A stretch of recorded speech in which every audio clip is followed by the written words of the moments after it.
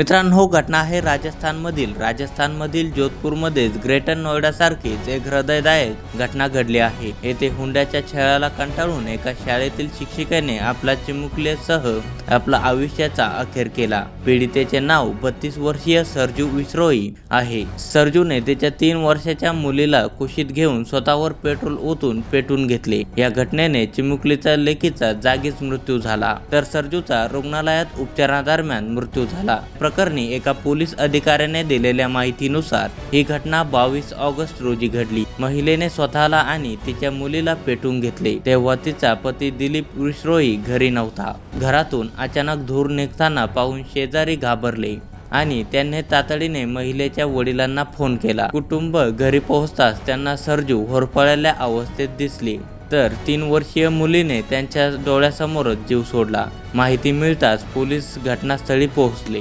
मुलीचा जागीच मृत्यू झाला, तर महिलेचा शनिवारी जोधपूरमध्ये महात्मा गांधी रुग्णालयात उपचारादरम्यान मृत्यू झाला। वडिलांनी रविवारी स्थानिक पोलीस ठाण्यात लेखी तक्रार दाखल केली। त्यात आरोप करण्यात आला आहे की त्यांच्या मुलीचा हुंड्यासाठी सतत छळ केला जात होता। या प्रकरणाला कंटाळून त्यांच्या मुलीने मुलीसह आपला जीव दिला।